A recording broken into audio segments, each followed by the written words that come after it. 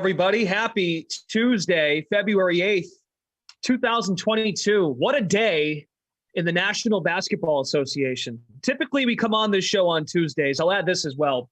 It's starting to get lighter out or stay lighter out later, which makes my mood even better doing this show. So it feels like it's not super late, like it's 8 o'clock and games are already started. So that's great. First of all, got to get that off my chest. Second of all, we typically get these Tuesday night shows and it's like, all right, there's 3 games, 2 on national TV, all these injuries. So we can't really say anything because stars rest and there's load management and blah, blah, blah. And someone's got a hamstring. But now, wow, we've got a lot to pick apart. 2 big trades in the NBA today, including the Pacers and the Kings. CJ McCollum over to the Pelicans, and the Blazers get a ton back. We'll talk about those 2 trades.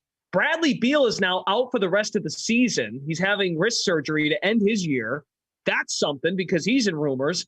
The James Harden stuff with the Nets, there's a lot to pick apart there. Oh, and there's 10 games tonight in the NBA. 10. And of the 4 teams involved in those 2 trades today, all of them are playing. So there's a lot there. Brendan Glasheen, Matt Meiselman, Shirag Hira is back. We missed him last week. Shirag, good to have you here and good to have you back. What is your leadoff thought on this Tuesday? Because I just throw a lot at the both of you. My leadoff thought is the fact that the Pacers fleeced the Kings.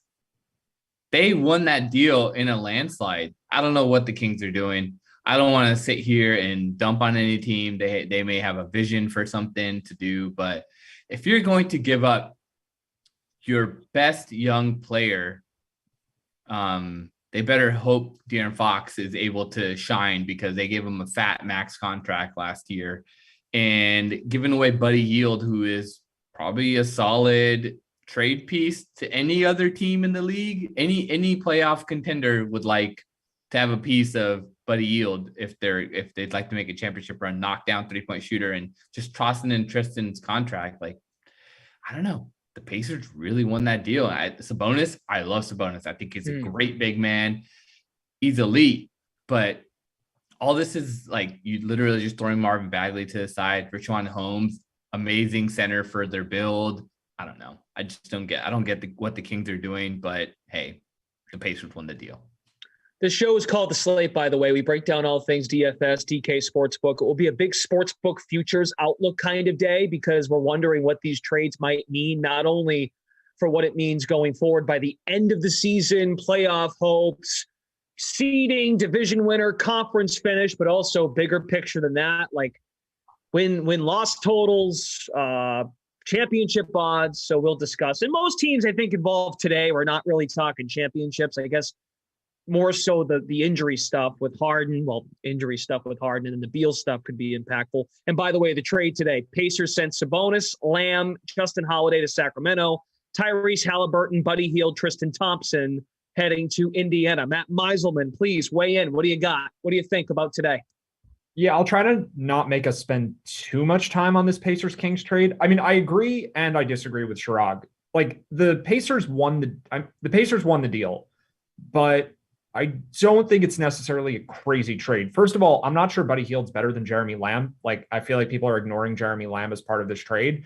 And it's a little bit complicated because Lamb has been hurt a ton over the last few years. So how much do you want to value him? Is he a guy who's super injury prone? Has he just been unlucky? And maybe he's like actually just very similar to Buddy Hield. And there's not a lot of difference between those 2 guys. He certainly plays better defense than Buddy Hield.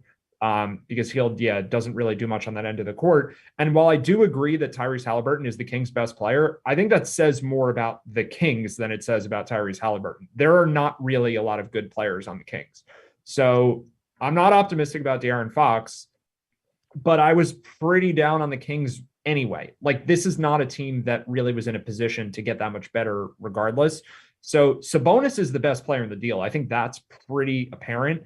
And Sabonis is not old either. Like, he's mid-20s. I mean, this is not like they got some veteran who is just, going to be off the team in a couple of years. I mean, maybe that's how it works out. But anyway, it's not like Halliburton is great yet. He's just good now, and he's really young. So, like, this trade could work out really well if Sabonis actually could keep developing maybe he's the guy who ends up becoming the superstar, which he's not yet. So like there's a lot of unknowns here. But yeah, the idea that like Buddy Hield is much better than Jeremy Lamb as an asset, I don't really buy that.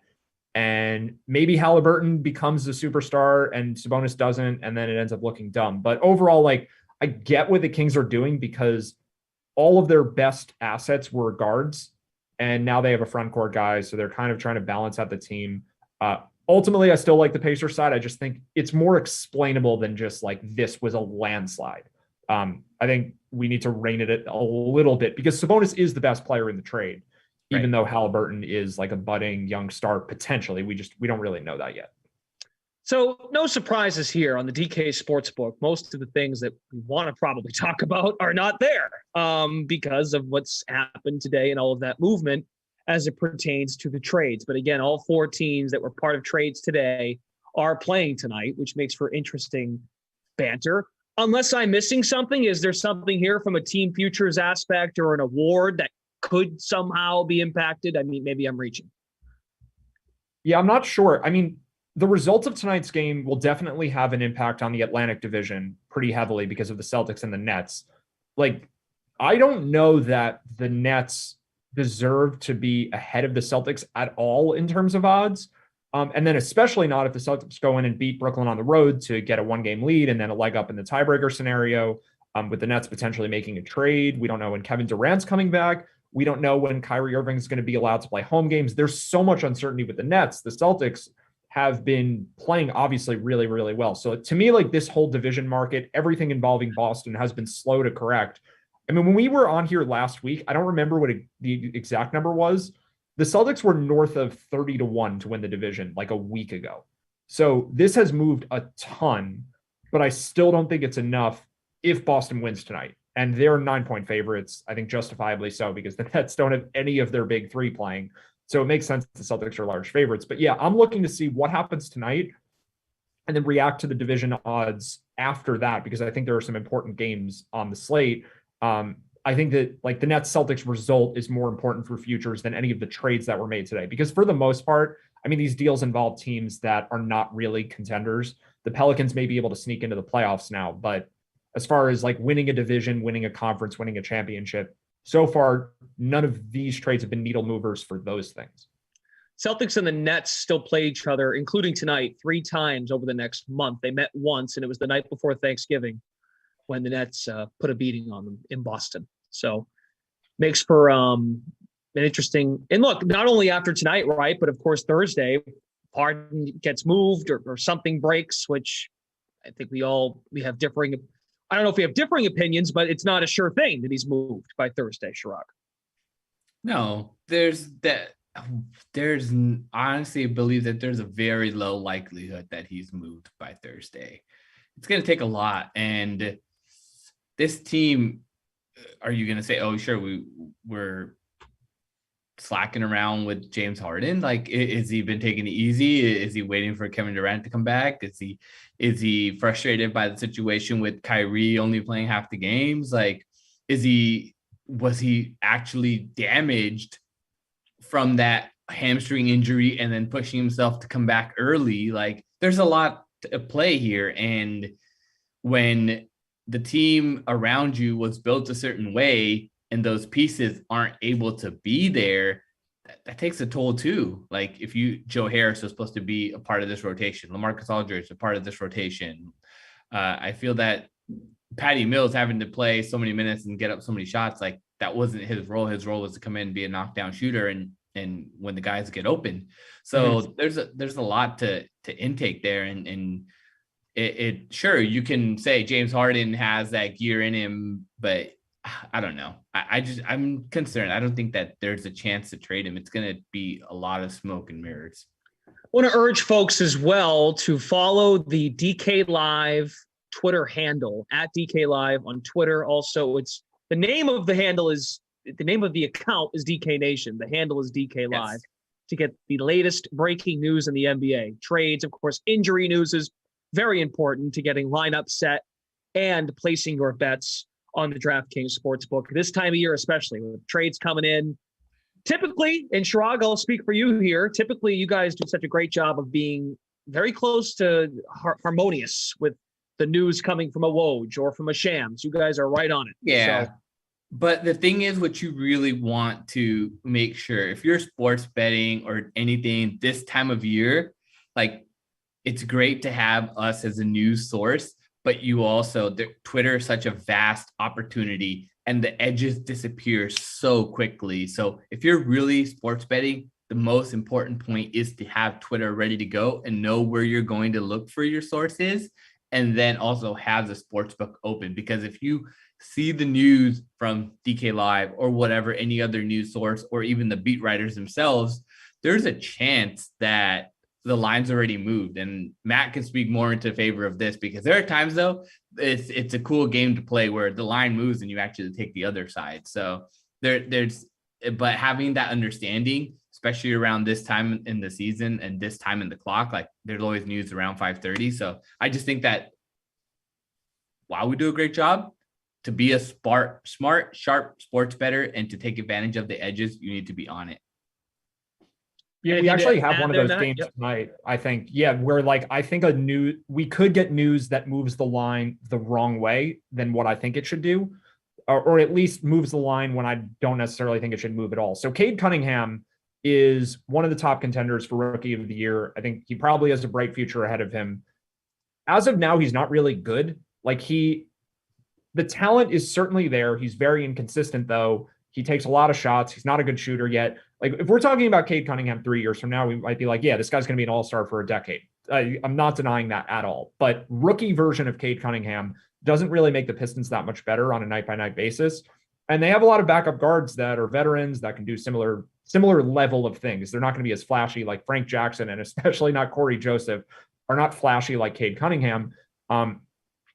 But like if Cunningham plays tonight, I think we see this line for the Mavericks Pistons game move towards Detroit, when in reality it shouldn't, because Cunningham, in terms of his actual value to the team right now, I think is pretty close to replaceable by everyone else that they have, especially with Jeremy Grant back. So I actually like Dallas tonight. And if Cunningham's in, I'm going to end up liking Dallas more, because I think this line will move to 11, maybe 10.5, maybe even 10, where people will see, okay, Cunningham's in.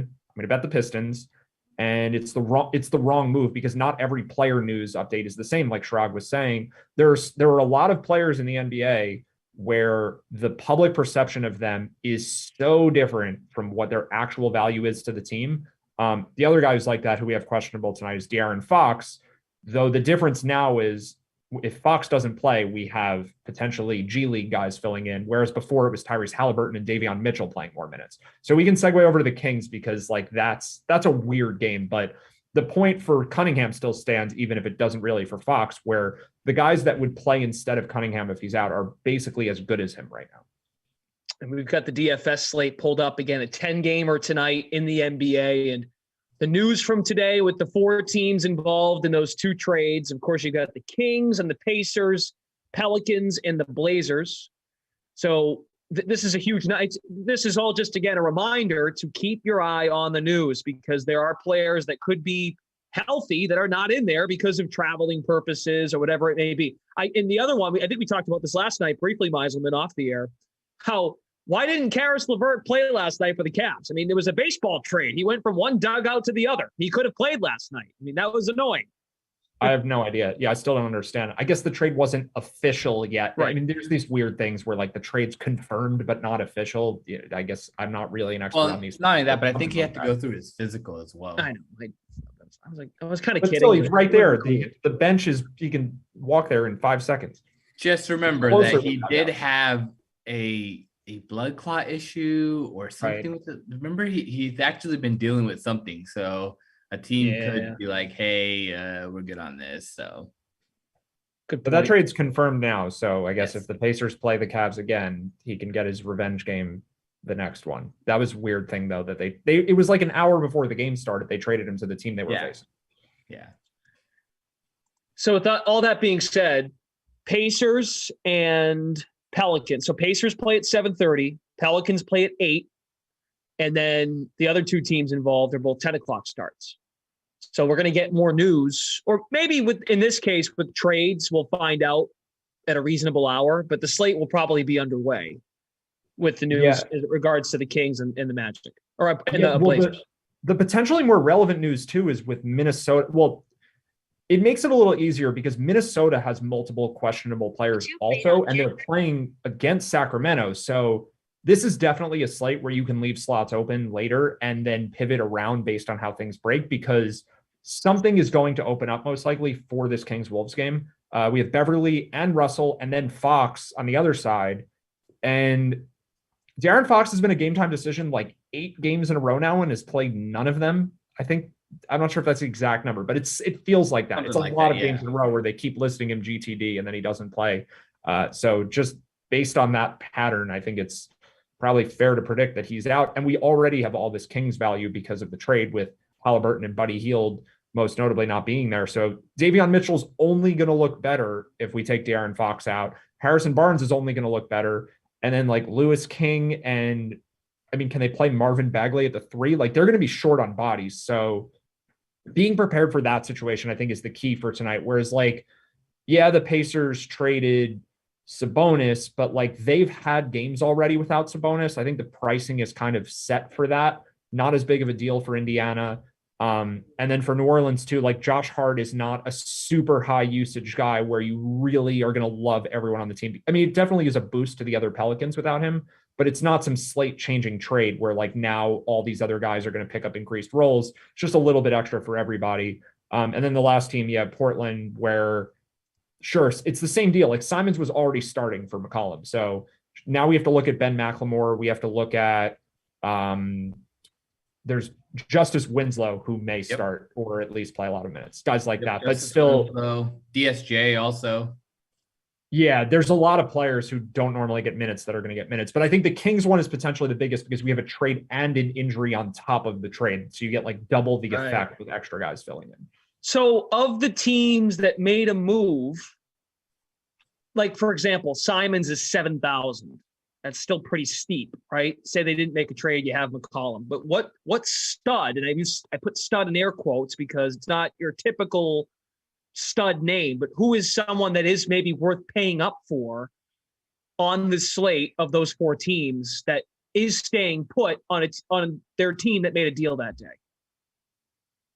Yeah, let's see. I mean, Brandon Ingram is probably, it's a really good matchup for the Pelicans.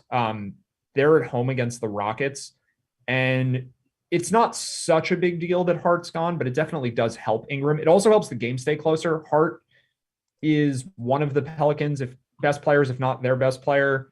Not anymore, obviously, but like he was an important player for them if they were going to win by a lot of points. Like he's a core starter. So him being out does 2 things. It makes it so the game's likely closer, and it makes it so Ingram takes a few extra shots. Like if there's a stud from one of these 4 teams, I think Ingram is that guy.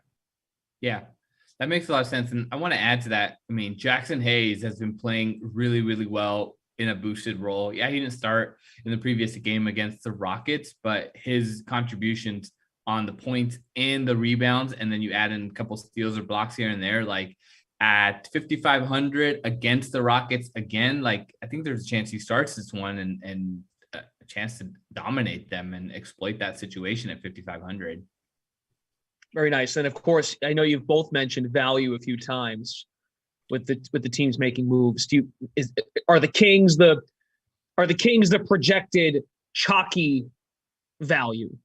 I think so. I mean, well, also I mean, you can't rule out the Blazers part of it just because a lot of people are going to easily gravitate towards Winslow, like when his salary is sitting right there. What is he at? 3K? Yeah, minimum. Yep.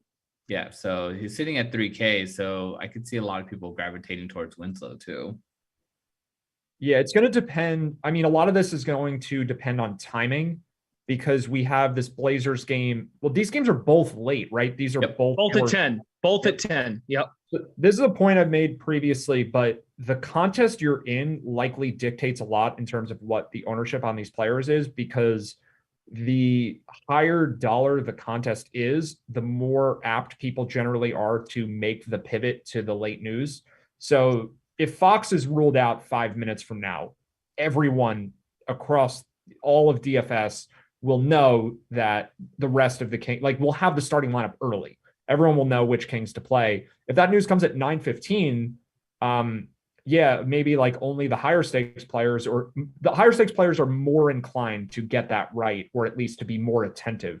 So you kind of have to weigh this by contest where like it's not the same with late breaking news. But what does help is the Blazers game is late, the Kings game is late. The Kings are playing the Wolves, so all that injury news is contained in like the same time block. It's not one of those situations where you have to really plan ahead to make sure you have the slots because there might be one late game. Just make sure you have it. Like this is not that situation. There are games all throughout the night. There's 3 games that start at 10 p.m. The other one we didn't mention was Bucks Lakers, where maybe that's not the best DFS game, but if the news doesn't break the way you want to, you can still pivot over there. It's not like there aren't players to use from those 2 teams. There's always a reason to play Giannis. So yeah, like it's not as difficult of a slate. It's just there are a lot of players to choose from, right? Like we have so many value plays. That's the harder part. Lineup construction and strategy and all of that. I think it's a little bit easier tonight. It's more just like trying to pick and choose who the chalk is, figure out like I don't know. Is everyone just going to play Davion Mitchell? Like if that's the case, maybe you just don't play him and hope for a blowout, something like that. That game could get weird though, because like this Kings team potentially is really bad. Yeah, but he could also play 40 minutes. Yeah, he could play garbage time too. Like we don't know. It's so unpredictable tonight. We don't know what rotations will look like. We have no idea if Justice Winslow starts, right? Like we don't know what he could come off the bench and play 18 minutes. Like it really is not clear for any of this stuff. Yeah, true. Also, it goes without saying, if you have questions or comments in the Twitch and YouTube chats, please, we will take them. There is a lot to still get to. We haven't even mentioned the Lakers 25 minutes into the show. I wasn't going to. I was going to. I forced them in too much. That's a big step for this group. Yeah, it really is. We've made it this far, and we haven't. Should we just let Chirag talk about them first? Well, we can, and there's a great early game too. Suns Sixers after the Suns. Those of you that backed the Suns to cover the other night against the Bulls. Oh, I am so sorry. I saw that live. I saw that in real time. Wow, that was something. The Bulls were down 20 plus with like 5 minutes left and lost by 3. Yeah. I will say this about the Lakers. Like, I don't think I'm betting them tonight, but this is the most interested I've been in the Lakers probably all season, where I'm at least considering their side of the game. Like, I don't think I'm going to. Yeah. Can you repeat to not only Chirag, but what you said to me after our show yesterday?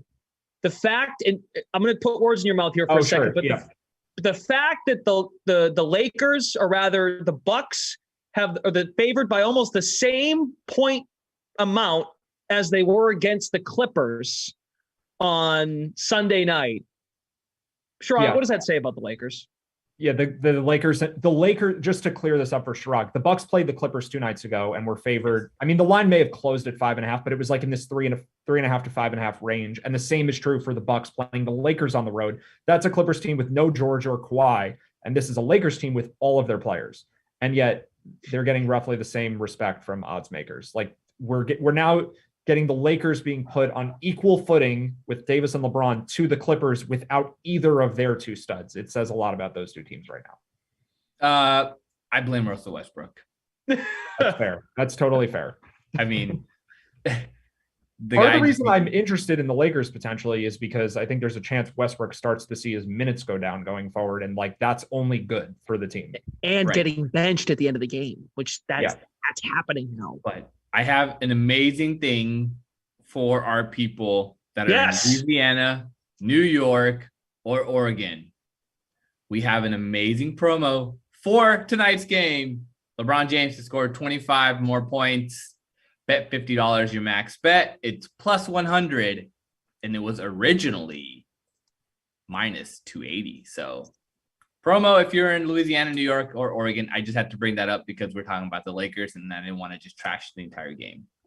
Second straight night on this show that this particular group is promoting the company and what we have to offer. We offered we should mention that every night between 6 and 9 Eastern, when it comes to the NFL, DraftKings Sportsbook is offering an odds boost. Yes, company men, Eamon, thank you. Eamon and Tom are here also behind the scenes, but company pitch here on the slate. So we're doing NFL, and then Is that, and you obviously just specified what states you can do that. So that's why it's not showing up on my end because I'm in Massachusetts. That wouldn't matter to me anyway. Correct. Okay. Well, that's good stuff. Just for our new state launches, we getting the people hyped for the new states. Nice. Very good. Very good. Well, Shirag, do you plan on betting a side tonight, Lakers Bucks, or does that just? I have decided that I do not bet the Lakers anymore. I bet them that one night when they're playing, I think the Sixers or something like that, and I bet on the Sixers. And then the next night I followed through and I did the same news or whatever. Like the only reason I would bet the Lakers or their opponent is if it was news dependent. Otherwise, I can't watch the game and I'm sitting there like, yes, no, yes, no, yes, yes. Okay, that was horrible, but that worked out. That was really cool, but I don't care. And then it's like, nah, I just can't enjoy the game anymore. I'm like, you know what? I'll just watch multiple different games. I still have this vested rooting hope that the Lakers will magically turn it around with their amazing star players and be like, you know what? They're actually going to start trying now. And then you're just like, oh, wait, no, they don't care. Plus 2,000 to win the title. No, man, I already wrote that bet off, man. Stop putting that. I'm even more focused now on like the missed plus 850 to win the conference. Oh man, yeah, there's no way. I mean, the Lakers are more. I think this is still true. The Lakers are more likely to miss the playoffs than to win the Western Conference, and I don't think it's especially close between those two things. Yep, it's closer to the whatever ladder or whatever. I'll put specific numbers on it. I think there's like a 5% chance the Lakers win the Western Conference and like a 55% chance they miss the playoffs. If they were to win the West, they would need someone to upset Phoenix and or Golden State and somehow avoid one of those teams, and then the other one gets upset. That's your path.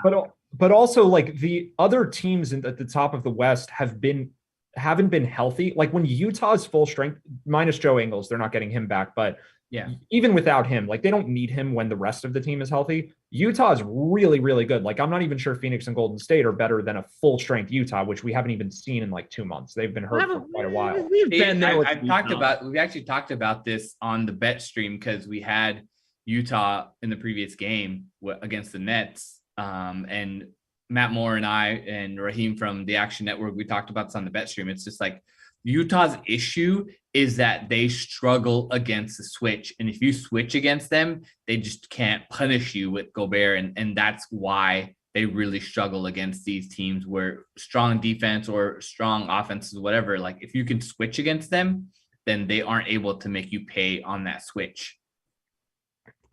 Those are good dudes. I enjoy those guys. Really. When's your next bet stream, Shirag? We are back on Friday. We will be back on for the Wolves game on Friday. I don't remember who they're playing off the top of my head, but I remember it's the Wolves. So looking forward to that. I'll be back on, I think, with Matt for sure. And then I have to look at the schedule if it's Raybon or Palmer. Okay. Good stuff. Promote it. Promote it here. Do whatever you need to do. Yes. Make sure you guys join and watch. We're taking questions on there too. I'm going to be working to get some free bets for the people, but just make sure you watch and support. NBA League Pass, is that correct? Yes. NBA League Pass. You have to have League Pass to watch it. Maybe I'll work on getting some free League Pass codes too. I'm going to do that in the next meeting that I have with them. Well, you are Mr. Giveaway, so that would be ideal. Yeah. Okay. Where else are you looking tonight? Still big slate. Still a lot to talk about. We've scratched the surface on the Nets and the Celtics game that's happening tonight as well. Phoenix, Philly's a great game to start the night. I'm curious as to what you think, Matt, on that game, and try and relate some news. I mean, Joel Embiid, I know I'm doing like that thing, this millennial thing of like, Joel's looking at Twitter today, and he said, this is crazy. This is wild. Do you wonder if the Sixers are a little distracted in like a good way that this Simmons thing might be finally coming to an end, possibly, and maybe they're just going to get teased for 2 more days, and then he's still there and doesn't get traded? I don't know. They're playing tonight, though, against the Suns at home, and they're favored by 1. That's definitely a game I want to watch. I don't have a strong lean on who wins this one. Like, I think Philly should be a little higher than -1, potentially. The Suns are on a back-to-back. But I also care a lot if Matisse Thybulle plays, like especially as the primary defender on Devin Booker, most likely. Like that's a big deal if he's out there. So I think if we get Thybulle active for sure, we might get -1.5 or -2, and that's roughly the fair line. So I know that's a pretty unexciting take. He's going to warm up to play. So just a note there, he is going to warm up to play. I don't know how much that really means, but if you're going to warm up to play, there's a better than 50% chance you're going to play. Yeah. And this seems like a game they would care about. I don't know. I mean, Philly, this doesn't really matter. It's weird because these games can feel big for the fans because it's, they're playing a really, really good team, best record in the NBA, all of that. But in terms of conference seeding and everything, the Suns are in the Western Conference. This doesn't actually affect the Sixers as much as if, let's say, they were playing the Raptors or something like that, it would actually be more important. But yeah, I think maybe this is a game they care a little more about. It's mostly like, I think the Suns are the better team. The back-to-back going from Chicago to Philly for the Suns, I think that's the reason I would lean Philly above all else, even though I think the Suns are the better team. Well, I think, but correct me if did you just say that you think that the game doesn't matter as much for the Sixers? I would respond to that the top 5 in the East, I mean, it's such a log jam there that I don't care if it is a non-conference game. Like you gotta be careful falling down below the 6th spot into that play-in tournament. Oh, for sure. No, I'm sorry. I take that back. I'm talking about you want to have home court. You want to have home court in the first round. For sure, these games are all, because of how bunched up the East is right now, every game is important. It's just not as important as if they were facing the Celtics, the Raptors, the Nets, even the Heat, one of the Bulls, who like they just played the Bulls. That was definitely a more important game for them seeding wise. But yeah, this probably isn't a game I'm all that interested in. Really, like as far as betting tonight, I actually do want to lay the points with Dallas, regardless of Cade Cunningham, which is kind of a weird thing for me. Like I don't normally want to bet large favorites, but there seems to be this thing lately with the Pistons where they're just getting too much respect, and I don't really understand it. Like they were only 6.5 point home underdogs against Minnesota, and then they had that game against Boston where the Celtics were only. I think the Celtics opened -8 for that game and closed -11 and won by 20 in Detroit. That was 2 nights ago or 3 nights ago. Dallas is a good team. Well, they only won by 9. The Celtics. Yeah, they were a backdoor cover there. Okay, so maybe that's part of it. They were kicking their butt, and then Detroit made exactly right, backdoor. So yeah, the Celtics pulled their starters, and I guess there's risk that this happens in this game too, which is probably why this line isn't higher. Is that if Dallas is up 18 points with 6 minutes left, Luka Doncic is not going to be playing the rest of the game. But even so, I just think this line's a little bit too low because, I don't know, the Pistons have some young players that people like, and the Mavericks have become actually a very boring team, the way that they play defense, and they've slowed the pace down. Like Mavs games have gotten really low scoring, so maybe that's playing into what the public thinks here. But aside from that, I am still interested in Kings Wolves because of the news, and like, if we don't have Beverly or Russell playing, I actually, like, despite the trade, I still would back the Kings at +7 if those guys are out. And vice versa, if we get them in, but no Fox, I think then like the Wolves line probably goes up. There's this spread has a lot of potential to move in either direction. So this is one of those where you want to keep an eye on it, see how the news breaks, potentially bet either side depending what the news is. Yep. And then the other thing I like for this game is it seems like Anthony Edwards is priced for those guys to be out in terms of player props. So I think his over-under, we can check, is 23.5 points, which to me is definitely too high if Russell's playing. And also Beverly doesn't matter as much for this as Russell. But if Russell plays, I'm going under on Anthony Edwards. And I actually like it more if De'Aaron Fox doesn't play. Fox does not play defense, like at all. And Fox is also a good offensive player. He plays offense at a fast pace. Getting him off the court slows the game down, increases the chances that the Wolves don't even need their starters in the fourth. So the ideal scenario for this Anthony Edwards under bet is Russell is in, Beverly's in, Fox is not in. You get all those things. I think Edwards' line should only be like 20 points in that case. I know that's like a lot of variables to consider. That's how you're supposed to do it. That's what I'm looking for. That's how you really should be doing it. It's a lot of variables to consider, and why things are happening and breaking it down that way. That's the correct way to attack it. Honestly, it's how you're supposed to do it. Our friend Julian Edlow has posted splits for tonight's games, NBA splits. And let's see. No one is backing the Lakers tonight, it looks like, in terms of the handle or the bets. Yeah. Only 17% of the handle, which is money for folks new to this, 14% of the actual bets on the Kings, +7. Magic Blazers is pretty split. That makes some sense.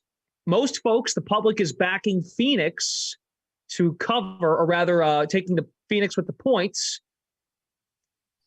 Okay. Yeah, this is that's actually a note that Celtics. Everyone likes the Celtics and everyone likes the Nuggets too. Yeah, but you don't worry about if you got the Celtics earlier at -5, you don't have to worry that because a lot of why the betting splits look so heavy for the Celtics is because people saw James Harden was out and then bet it. Yep. Right. At 9, if you just took the splits of what are people betting at the current number, it would look very different. Like those splits include all of the bets throughout the entire day. So they may not matter as much for a game. Like the less the line has moved, the more I care about the splits. Like when there's no news, there's not much line movement, then the splits matter to me more. Like with Lakers Bucks, I think they're pretty telling. The public does like Milwaukee. And with Phoenix and Philly, I think it's pretty telling there too. Although the thing to be careful of with a game with a very close line is that the public may like Phoenix on the spread and may like Philly on the money line. And then it kind of just cancels each other out, and the public was actually even. So when the line gets true, it's Phoenix for both? Yes. Yeah, I mean it makes sense why people like the Suns. They've been just really good lately, and Philly has had a couple of bad losses. But I think home court and the extra rest that Phoenix doesn't have being on the back-to-back, I think it's kind of a big deal. So I think Philly wins if Thibault plays, and if he doesn't, I mean. He does matter. Like this is slowing down Devin Booker is priority number 1 if you're playing the Suns. So that's a very important player for that. I wonder if at all the way the Suns, and I'm not going to say they collapsed. Okay, they pulled their starters. I know we all know what happened, but if folks look at that final score and think, oh, they barely got, that's not true. They were well in control of that basketball game. That makes it, to me, interesting as far as how folks are looking at it. It's weird to see a team win by 3 in garbage time. Like, that's just a very odd phenomenon. You never get that.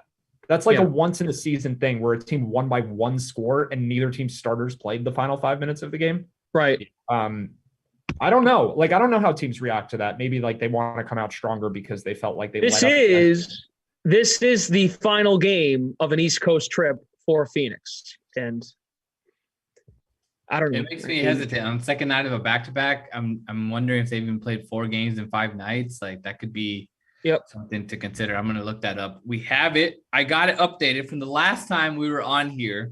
I made sure I wanted to check if teams were playing 4 games in 5 nights or how their back-to-back situations are. And we made it happen. So now I can actually look that information up. Excellent. And Suns are playing the 3rd game in 4 nights. There it is. Go on the DraftKings Nation, look at a playbook, and we have our cheat sheet for the day telling you all these scheduling notes. And the Suns are playing the 3rd game in 4 nights on the East Coast trip. A little bit hesitant, especially if Thibault plays. There's a chance here for Phoenix to lose this. The reason I'm not reacting too heavily to this, because if the Suns had played a bunch of close games, I'd have stronger than a lean for Philly. I'd probably be aggressively on Philly. The reason it's only a lean is because the first 2 of this 3 and 4, the Suns had a blowout win in Washington where their starters basically didn't play the 4th quarter. And then they had a semi-blowout win in Chicago where the starters still played. I mean, it was only the last 5 minutes they got to sit, but they still didn't play. Neither of those were tough games. So for that reason, it's like maybe it doesn't matter so much. One other thing that's interesting about this game, though, maybe we should look at futures here, is we have 2 dark horse defensive player of the year candidates in this game between McCall Bridges and Matisse Thybulle.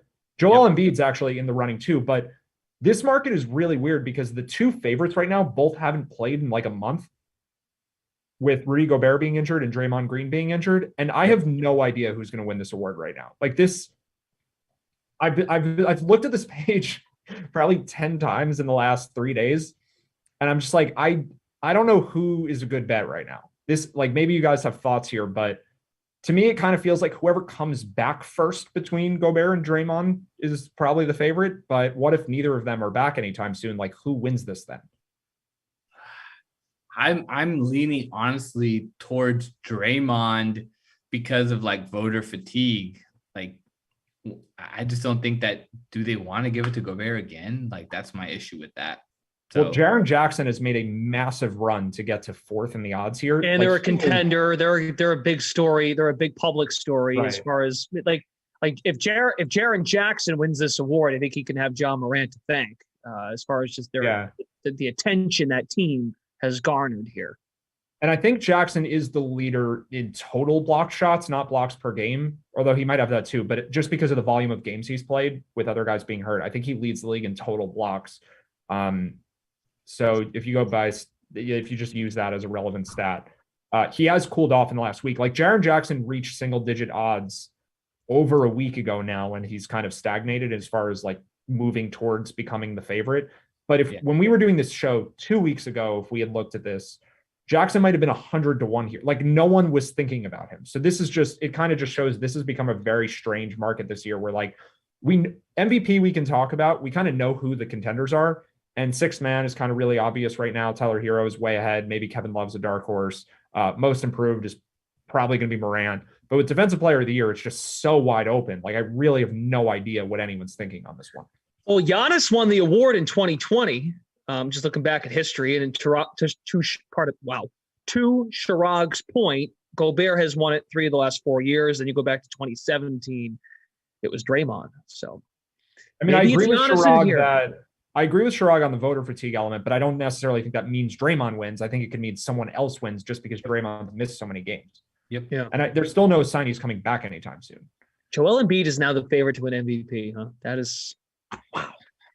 Yeah, it's crazy. 3 weeks ago, this will be a big game tonight, right? In terms of like further solidifying that on national stage. These, as we've talked about, these primetime games, so to speak, tend to matter a lot for MVP. Although, like, I think Luka Doncic, if you're looking for a long shot right now, could reemerge as a candidate. Like was Luka the favorite before the season started? He opened the season as the favorite. Yes. And it's only been half a season. Like if Luka plays the second half the way everyone expected him to play the first half, we could see him return. I mean, the Mavs are well into the playoffs. It's not like the team record is a problem. Porzingis has been out, which has meant that Luka has had to do more. Tim Hardaway's out, same thing, same effect. Like if there's a long shot right now, I mean, I still think Embiid or Jokic probably wins, one of those two guys, but I'd much rather have Luka than like an overvalued, overhyped DeMar DeRozan or Devin Booker right now, who have probably peaked in terms of like where people view them. Yeah. Like DeRozan's done everything that he could possibly do to this point in the season, and he's still only 50-1. What about? I mean, I'm not saying there's a lot of value here because if you wanted the value on John Morant, you missed your chance. I think so. Yeah. But I think that's true. You don't think? I know how meaningful Jokic is when he plays versus when he doesn't for that team. But just off standings alone, they're the number 3 team in the Western Conference. Yep. It depends. I would think it's Embiid or Ja, but I could be wrong. It depends how people actually view. So it depends how much analytics get involved in these decisions. Like if you actually wanted to quantify the players based on value to the team, Morant's not in the conversation. If you want to go by narrative and who's caused their team to take this leap forward, Morant has the narrative going for him. So does Embiid. So for that reason, I think, you can make the case for those two. But like, just to give an example, John Morant was a game time decision against the Magic on Sunday. Yep. And when he got announced from game time decision to in, the line moved exactly 1 point. When Morant doesn't play, the line barely moves. When he's in, the line barely moves. Part of that is because Anthony Melton's a good backup. Tyus Jones is a good backup. Yeah. Part of it's that. But also Morant's poor defender, and he's very flashy on offense. And even though he's very good at offense, his offensive contribution is nowhere near as good as it looks. So, like, I think Morant's a top 20 player in the NBA. Yes. To call him top 5. Listen, I agree with you. It's one thing to be like, who you think will win the award versus who should win the award, right? And I just think narrative-wise, I just find Morant carries more weight. But I think he's relying only on narrative is the problem. Like there are enough people who will say, Morant's narrative is good, but Embiid's narrative is just as good, and he has both. Embiid has both. So to me, it makes sense Embiid's the favorite. I just think a lot can change. So Morant could keep improving. I mean, he's the youngest of all these players. That's certainly a possibility. Like he could just keep getting better in the second half of the year. But I think there is a chance that the Mavs just take off from here. Luka has a great second half. There's this whole thing about how Luka's never in shape at the beginning of the season.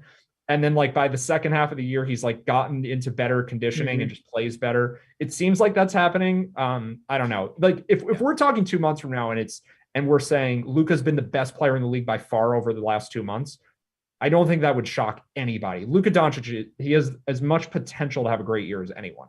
Can I take it a step further? And I promise Adam Kaufman didn't take over my body, but Jason Tatum at 70-1. Yeah. Not even 700-1. 700-1. Is that what it is? 700?